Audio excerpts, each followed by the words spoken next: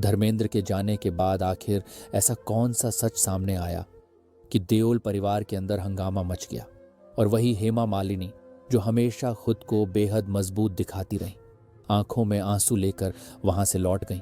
नवंबर 2025 की वह सुबह जब धर्मेंद्र देओल ने इस दुनिया को अलविदा कहा, तब हेमा मालिनी के चेहरे पर दर्द था, लेकिन उस दर्द के पीछे एक सच्चाई थी जो आज तक किसी ने नहीं सुनी। क्या वह सिर्फ पति के निधन का दुख था, या फिर 40 साल के रिश्ते में दबी वह बात जो आखिरी विदाई के बाद बाहर आ गई? यह कहानी सिर्फ एक सेलिब्रिटी कपल की नहीं, बल्कि उन सभी रिश्तों की है जहां प्यार और कंट्रोल के बीच की लड़ाई चलती रहती है।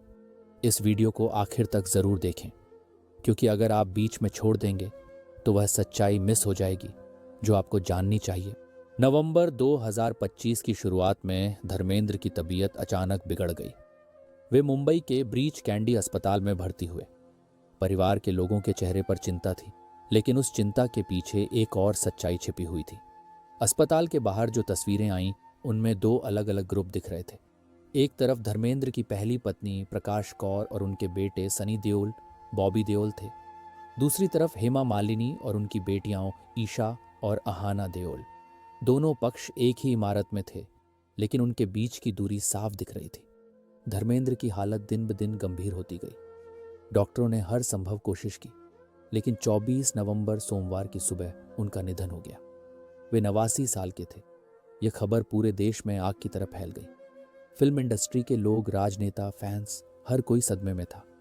लेकिन इस सदमे के बीच एक सवाल हर किसी के मन में था, अब क्या होगा? परिवार के दोनों हिस्से कैसे साथ आएंगे? अंतिम संस्कार की तैयारी शुरू हुई। धर्मेंद्र के शव को उनके घर ले जाया गया। वहां आखिरी दर्शन का अवसर दिया गया। मीडिया वाले बाहर खड़े थे, हर आने जाने वाले को कैमरे में कैद कर रहे थे। उन्होंने देखा कि प्रकाश कौर और उनके बच्चे अंदर थे, जबकि हेमा मालिनी अलग से आईं और अलग ही खड़ी रहीं। कोई बातचीत नहीं, कोई आंख मिलाना नहीं। श्मशान के लिए तय हुआ जुहू का पवन हंस श्मशान, वही जगह जहां बॉलीवुड के कई दिग्गजों की अंतिम यात्रा निकली है। समय तय हुआ दोपहर का। परिवार के लोग वहां पहुंचने लगे। सनी देओल और बॉबी देओल अपनी मां प्रकाश कौर के साथ थे। उनके चेहरे पर गम था, लेकिन वे एक साथ थे। दूसरी ओर हेमा मालिनी अपनी बेटियों के साथ आईं। वे भी उदास थीं, लेकिन उनकी उदासी अलग थी। ऐसी उदासी जिसमें एक अकेलापन था, एक तन्हाई थी। श्मशान के अंदर का दृश्य किसी से छिपा नहीं था। कैमरे वालों ने वहां भी पहुंच बना ली थी। उन्होंने देखा कि दोनों परिवार अलग अलग जगह खड़े हैं। प्रकाश कौर और उनके बच्चे एक तरफ, हेमा और उनकी बेटियां दूसरी तरफ। बीच में कुछ दूरी थी, लेकिन वह दूरी सिर्फ फिजिकल नहीं थी। वह दूरी सालों की थी, भावनाओं की थी, उन बातों की थी जो कभी कहीं नहीं गई। धर्मेंद्र के शव को चिता पर रखा गया। पंडित जी मंत्र पढ़ रहे थे। परिवार के सदस्य एक एक करके आखिरी श्रद्धांजलि दे रहे थे। जब हेमा मालिनी की बारी आई तो वह आगे बढ़ी। उनकी आंखों में आंसू थे। उन्होंने धर्मेंद्र को देखा और फिर वह हुआ जिसकी किसी ने उम्मीद नहीं की थी। हेमा ने चुप्पी तोड़ दी। वह रोने लगी। सिर्फ रोना नहीं, एक तरह का विलाप था। उनकी आवाज में दर्द था, एक ऐसा दर्द जो सालों से दबा हुआ था। उन्होंने धर्मेंद्र के पास जाकर कुछ कहा। क्या कहा यह कोई नहीं सुन पाया, लेकिन उनके हाव भाव से साफ था कि यह कोई औपचारिकता नहीं थी, ये एक सच्ची भावनात्मक विदाई थी। उस पल के बाद हेमा का रोना रुका नहीं। वह लगातार रोती रही। उनकी बेटियां ईशा और अहाना भी उनके साथ थीं। वे भी भावुक हो गईं। यह दृश्य देखकर मीडिया वालों ने भी अपने कैमरे झुका लिए, लेकिन तब तक बहुत देर हो चुकी थी। हेमा के आंसुओं की तस्वीरें और वीडियो सोशल मीडिया पर वायरल हो चुके थे। लोग सवाल पूछ रहे थे, इतने सालों की शादी के बाद भी हेमा इतनी टूटी हुई क्यों है? क्या सिर्फ पति का निधन ही इतना बड़ा दर्द दे सकता है, या फिर इस दर्द के पीछे कोई और वजह है, कोई ऐसी वजह जो आज तक छिपी रही? अंतिम संस्कार के बाद हेमा मालिनी अपनी बेटियों के साथ वापस लौट गईं, लेकिन उनके चेहरे पर वही दर्द था, वही तनाई थी। मीडिया ने उनसे सवाल पूछने की कोशिश की, लेकिन हेमा ने कोई जवाब नहीं दिया। वह चुपचाप अपनी कार में बैठ गईं और चली गईं। उस रात के बाद से हेमा ने सार्वजनिक तौर पर कुछ नहीं कहा, लेकिन उनके आंसुओं ने एक कहानी कह दी थी, एक ऐसी कहानी जिसके बारे में लोग अब तक अनजान थे। इस घटना ने एक सवाल खड़ा कर दिया, अगर 45 साल की शादी में इतना अलगपन था तो अंत में यह दरार इतनी बड़ी क्यों दिख गई? क्या यह सिर्फ एक दुखद घटना थी या फिर यह एक लंबे समय से चली आ रही समस्या का अंत था? जवाब जानने के लिए हमें पीछे जाना होगा 1980 में, जब यह शादी हुई थी। जब हेमा मालिनी ने धर्मेंद्र से शादी करने का फैसला किया, तब से ही यह सफर शुरू हुआ था। एक ऐसा सफर जो आज तक खत्म नहीं हुआ। 1970 का दशक, हिंदी सिनेमा का स्वर्ण युग। धर्मेंद्र पहले से ही एक स्थापित स्टार थे, जबकि हेमा मालिनी नई नई आई थी। उनकी पहली मुलाकात फिल्म शराफत के सेट पर हुई, लेकिन असली केमिस्ट्री दिखी तुम हसीन मैं जवान में। सेट पर दोनों के बीच दोस्ती बढ़ती गई। धीरे धीरे यह दोस्ती प्यार में बदल गई, लेकिन यह प्यार आसान नहीं था। धर्मेंद्र उस समय पहले से शादीशुदा थे। उनकी पत्नी प्रकाश कौर थी और उनके 4 बच्चे थे, सनी, बॉबी, विजेता और अजीता। दूसरी ओर हेमा मालिनी का परिवार इस रिश्ते के खिलाफ था। उनके माता पिता ने विरोध किया। एक समय पर तो उन्होंने हेमा की शादी जया जितेंद्र परिवार से करवाने की कोशिश भी की, लेकिन हेमा ने अपना फैसला खुद लिया। इस बीच हेमा का एक और रिश्ता टूट गया। वह संजीव कुमार के साथ रिलेशनशिप में थी, लेकिन संजीव चाहते थे कि हेमा शादी के बाद घर संभाले, जबकि हेमा अपना करियर जारी रखना चाहती थी। यह मतभेद इतना बड़ा था कि रिश्ता खत्म हो गया और फिर हेमा ने धर्मेंद्र को चुना। 1980 में दोनों ने शादी कर ली, लेकिन यह शादी कानूनी और सामाजिक रूप से बहुत चुनौतीपूर्ण थी। धर्मेंद्र ने प्रकाश कौर से तलाक नहीं लिया था, इसलिए यह शादी हिंदू मैरिज एक्ट के तहत नहीं हो सकती थी। इस वजह से कई अफवाहें उड़ी कि धर्मेंद्र और हेमा ने धर्म परिवर्तन किया है, लेकिन 2004 में धर्मेंद्र ने साफ किया कि यह गलत है। उन्होंने कहा, मैं अपनी सुविधा के लिए धर्म नहीं बदलने वाला आदमी हूं। हेमा ने भी इन आरोपों को निराधार बताया। शादी के बाद सबसे बड़ा सवाल था, अब कहां रहेंगे?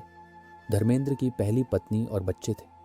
हेमा ने एक ऐसा फैसला लिया जिसने आने वाले 45 साल तक उनकी जिंदगी का रुख तय कर दिया। उन्होंने अलग घर में रहने का फैसला किया। बाद के इंटरव्यू में हेमा ने कहा कि यह ऑटोपैथिकली हुआ। उन्होंने कहा, मैं किसी को परेशान नहीं करना चाहती थी। इस तरह एक अनोखी व्यवस्था बनी। धर्मेंद्र अपनी पहली पत्नी और बच्चों के साथ रहते रहे, जबकि हेमा अपने बंगले में। लेकिन सार्वजनिक तौर पर वे एक मैरिड कपल की तरह दिखते रहे। फिल्मों में साथ काम किया, इवेंट्स में साथ गए, इंटरव्यू दिए, लेकिन घर अलग थे, जिंदगी अलग थी। प्रकाश कौर ने इस स्थिति को कैसे लिया? 1981 के एक इंटरव्यू में उन्होंने कहा कि धर्मेंद्र भले सर्वश्रेष्ठ पति न हो, लेकिन अच्छे पिता हैं। उन्होंने यह भी कहा, किसी भी पुरुष ने हेमा जैसी अभिनेत्री को चुनना स्वाभाविक माना होगा। यह बयान बताता है कि प्रकाश कौर ने स्थिति को स्वीकार किया, लेकिन उनके और हेमा के बीच दूरी बनी रही। धर्मेंद्र के दोनों परिवारों के बीच रिश्ते कैसे थे? हेमा ने प्रकाश कौर के प्रति सम्मान जताया, लेकिन दूरी बनाए रखी। दोनों परिवारों के उत्सवों में एक दूसरे की अनुपस्थिति दिखी। जैसे सनी और बॉबी की शादियों में हेमा और उनकी बेटियां नहीं गईं, और ईशा और अहाना की शादियों में देओल परिवार के अन्य सदस्य नहीं आए। यह दूरी सालों तक बनी रही, लेकिन कुछ सकारात्मक संकेत भी थे। हाल के वर्षों में ईशा ने सनी की फिल्म गदर 2 की सफलता पर विशेष स्क्रीनिंग रखी। उन्होंने बच्चों के साथ रक्षाबंधन पर राखी बांधने की परंपरा का भी उल्लेख किया। यानी रिश्ते पूरी तरह टूटे नहीं थे, लेकिन वे सामान्य नहीं थे। 45 साल तक ये व्यवस्था चली। धर्मेंद्र और हेमा अलग अलग घरों में रहे, लेकिन शादीशुदा जोड़े के तौर पर सामने आए। ये एक अनकन्वेंशनल रिलेशनशिप थी, जिसमें निजी जिंदगी और सार्वजनिक छवि के बीच एक स्पष्ट लकीर थी। लेकिन क्या यह लकीर हमेशा कायम रह सकती थी? जब धर्मेंद्र की मृत्यु हुई तो यह लकीर टूट गई, और तब वह सब कुछ सामने आ गया जो सालों से छिपा हुआ था। इस पूरे सफर में एक चीज साफ थी, धर्मेंद्र की पॉजेसिव नेचर। वह हेमा पर कितना कंट्रोल रखते थे? क्या हेमा ने इस कंट्रोल के खिलाफ कभी आवाज उठाई, या फिर वह चुपचाप सब कुछ सहती रही? धर्मेंद्र की पॉजेसिव नेचर के बारे में बात करने से पहले एक बात समझनी जरूरी है। 1970 और 1980 का दशक हिंदी सिनेमा का वह दौर था जब हीरोइंस पर हीरो का कंट्रोल सिर्फ स्क्रीन तक सीमित नहीं था, असल जिंदगी में भी यह देखने को मिलता था। धर्मेंद्र और हेमा के रिश्ते में यह कंट्रोल किस हद तक था, यह जानने के लिए हमें उनके करियर के फैसलों को देखना होगा। हेमा मालिनी ने अपने करियर की शुरुआत में ही धर्मेंद्र के साथ काम करना शुरू कर दिया था। दोनों ने मिलकर 40 से ज्यादा फिल्में की। लेकिन सवाल यह है, क्या यह सिर्फ प्रोफेशनल कोलैबोरेशन था या फिर धर्मेंद्र का तरीका था हेमा को अपने नजदीक रखने का? कई लोगों का मानना है कि धर्मेंद्र चाहते थे कि हेमा ज्यादातर फिल्में उनके साथ ही करें। इससे हेमा के करियर की चॉइसेस सीमित हो गईं। 1990 के दशक में हेमा को एक बड़ी मुश्किल का सामना करना पड़ा। टैक्स के बड़े बैकलॉग की वजह से उन पर आर्थिक दबाव था। धर्मेंद्र ने उनकी मदद करने का प्रस्ताव रखा, लेकिन हेमा ने इनकार कर दिया। उन्होंने कहा कि वह खुद अपना कर्ज उतारेंगी। इसके बाद हेमा ने कई लो बजट और बी ग्रेड फिल्में की। यह दौर उनके करियर का सबसे खराब दौर था, जो लगभग 10 साल तक चला। इस पूरे फेज में हेमा ने जो फिल्में की, उनमें से कई ऐसी थीं जो उनके स्टैंडर्ड से नीचे थीं, लेकिन उन्होंने यह सब इसलिए किया ताकि वह अपना कर्ज चुका सकें। धर्मेंद्र की मदद लेने से इनकार करना हेमा की आत्मनिर्भरता दिखाता है, लेकिन साथ ही यह भी बताता है कि उनके और धर्मेंद्र के बीच फाइनेंशियल इंडिपेंडेंस का मुद्दा कितना अहम था। धर्मेंद्र की जेलसी के बारे में भी कई किस्से मशहूर हैं, खास तौर पर हेमा और अमिताभ बच्चन की ऑन स्क्रीन केमिस्ट्री को लेकर।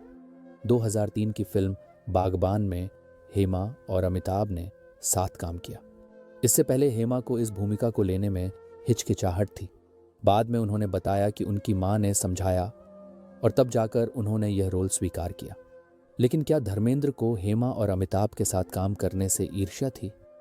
इस सवाल पर हेमा ने कहा, I don't know about that, यानी उन्होंने इस बात की पुष्टि नहीं की। सनी देओल और बॉबी देओल के साथ हेमा के रिश्तों पर भी धर्मेंद्र की सीमाएं थीं। हेमा और सनी की पहली लंबी बातचीत शादी के लगभग 1 दशक बाद हुई, वह भी डिंपल कपाड़िया के माध्यम से। दिल आशना है कि सीट पर सुरक्षा को लेकर बातचीत शुरू हुई। 2015 में हेमा के कार अकस्मात के बाद सनी सबसे पहले घर पर उनसे मिलने आए।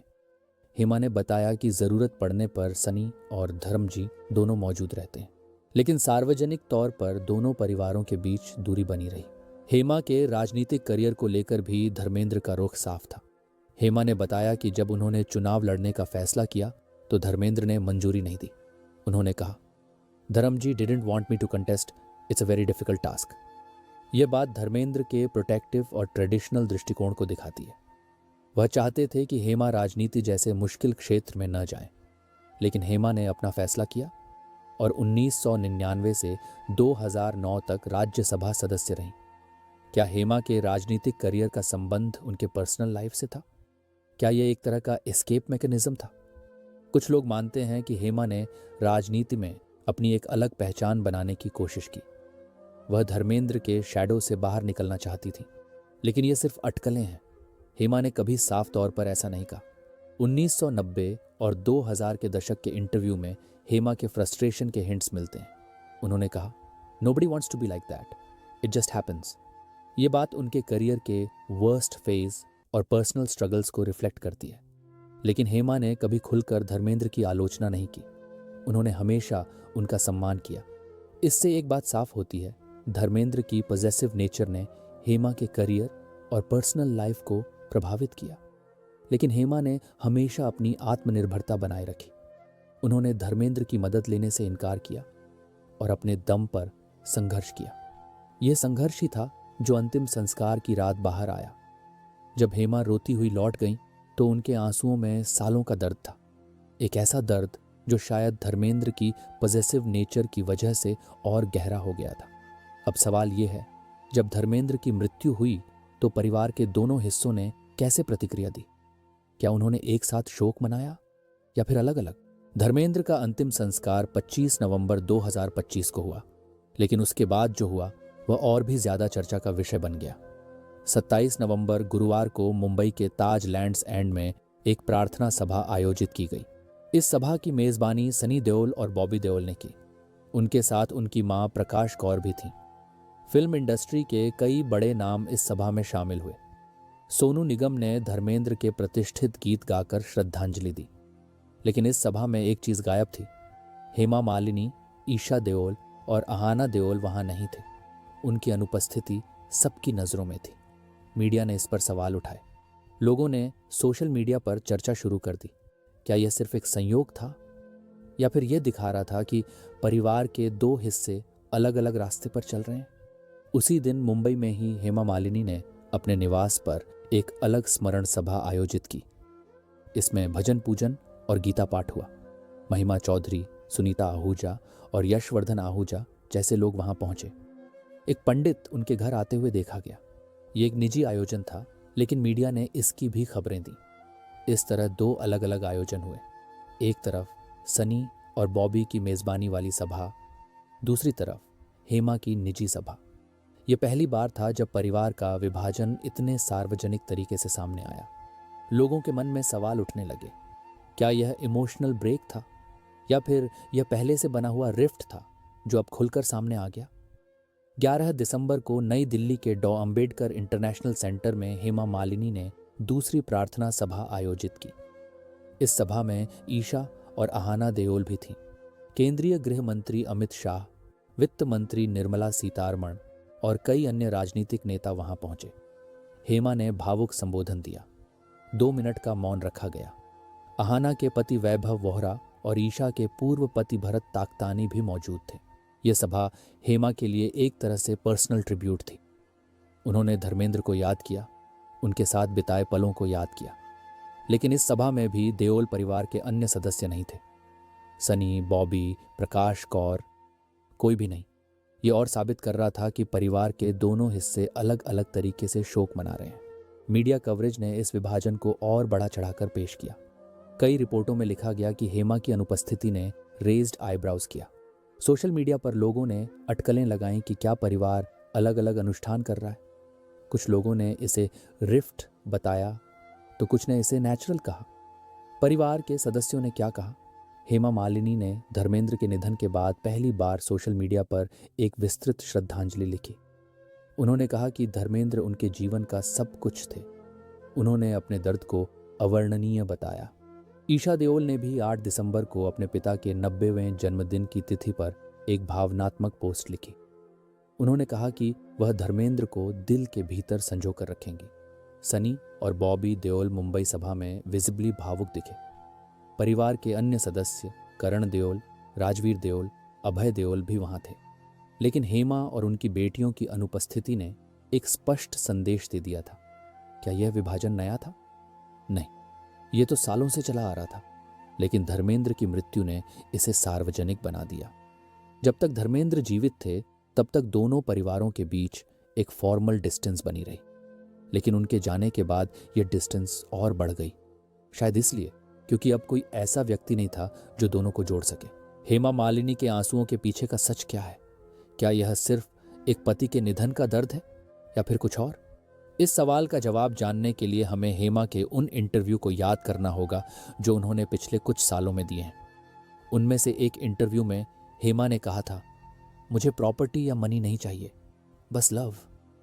यह बात उनके लिए कितनी सच्ची थी, यह अब सबके सामने है। धर्मेंद्र के निधन के बाद हेमा ने सोशल मीडिया पर लिखा कि धर्मेंद्र उनके जीवन का सब कुछ थे। लेकिन क्या यह सब कुछ सच में सब कुछ था? या फिर यह एक ऐसा रिश्ता था जिसमें हेमा को बहुत कुछ सहना पड़ा, बहुत कुछ छोड़ना पड़ा, बहुत कुछ झेलना पड़ा? उस दौरान हेमा ने धर्मेंद्र की मदद लेने से इनकार किया। उन्होंने खुद अपना कर्ज उतारा। लेकिन क्या इसके पीछे सिर्फ आत्मनिर्भरता की भावना थी? या फिर यह भी एक तरह का स्टेटमेंट था कि हेमा धर्मेंद्र पर फाइनेंशियली डिपेंडेंट नहीं रहना चाहती थी? शायद यही वजह थी कि हेमा ने अलग घर में रहने का फैसला किया ताकि वह अपनी जिंदगी अपने तरीके से जी सके। हेमा और धर्मेंद्र के बीच फिजिकल डिस्टेंस थी, लेकिन इमोशनल डिस्टेंस भी थी। यह डिस्टेंस सालों तक बनी रही और जब धर्मेंद्र की मृत्यु हुई तो यह डिस्टेंस अचानक से विजिबल हो गई। अंतिम संस्कार की रात हेमा के आंसुओं में सिर्फ दर्द नहीं था, उनमें रिग्रेट भी था। एक तरफ प्यार का दर्द, दूसरी तरफ आज़ादी की खुशी।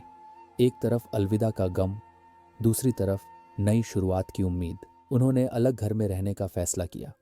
उन्होंने अपने करियर के लिए संघर्ष किया। उन्होंने धर्मेंद्र की पॉजेसिव नेचर को सहा, लेकिन उन्होंने कभी हार नहीं मानी। वह हमेशा स्ट्रांग रही।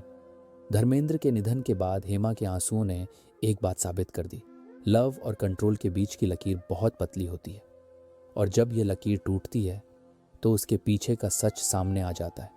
हेमा का सच ये था कि उन्होंने धर्मेंद्र से प्यार किया, लेकिन उनके कंट्रोल के खिलाफ भी लड़ाई लड़ी। और अब जब धर्मेंद्र नहीं है तो हेमा को एक नई जिंदगी शुरू करने का मौका मिला है। लेकिन क्या हेमा इस मौके का इस्तेमाल कर पाएंगी? क्या वह अपनी आज़ादी को एंजॉय कर पाएंगी, या फिर उन्हें हमेशा यह एहसास रहेगा कि उनका प्यार उनके कंट्रोल की वजह से इनकम्प्लीट रह गया? इस सवाल का जवाब तो टाइम ही देगा। फिलहाल हेमा मालिनी अपनी बेटियों के साथ आगे बढ़ रही हैं। उन्होंने धर्मेंद्र को याद किया है, उन्हें श्रद्धांजलि दी है, लेकिन अब वह अपनी जिंदगी जीने के लिए फ्री है। शायद यही वह सच है जो हेमा के आंसुओं के पीछे छिपा हुआ था। इस पूरी कहानी से हमें एक सीख मिलती है। लव में कंट्रोल की कोई जगह नहीं होती। अगर लव रियल है तो वह इंडिपेंडेंट होता है। वह दो इंडिविजुअल्स को एक साथ लाता है, लेकिन उनकी इंडिविजुअलिटी को खत्म नहीं करता। धर्मेंद्र और हेमा का रिश्ता इस बात का प्रूफ है कि लव और कंट्रोल एक साथ नहीं चल सकते। और जब कंट्रोल हावी हो जाता है तो लव सफ़र करता है। हेमा मालिनी ने इस सफरिंग को सहा, लेकिन अब वह फ्री है। और शायद यही वह विक्ट्री है जो हेमा के आंसुओं के पीछे छिपी हुई है। धर्मेंद्र और हेमा मालिनी की कहानी सिर्फ एक सेलिब्रिटी कपल की कहानी नहीं है। ये उन सभी रिश्तों की कहानी है जिनमें प्यार और कंट्रोल के बीच की लड़ाई चलती रहती है। ये उन सभी औरतों की कहानी है जो अपनी आज़ादी के लिए संघर्ष करती हैं, चाहे वह किसी भी कीमत पर हो। हेमा मालिनी ने यह संघर्ष 45 साल तक जिया और आखिरकार उन्होंने जीत हासिल की। अगर आपको यह कहानी पसंद आई तो वीडियो को लाइक करें, शेयर करें और चैनल को सब्सक्राइब ज़रूर करें। ऐसी ही और कहानियों के लिए बेल आइकन दबाना न भूलें। आपके सपोर्ट से हम और भी बेहतर कंटेंट ला पाएंगे। धन्यवाद।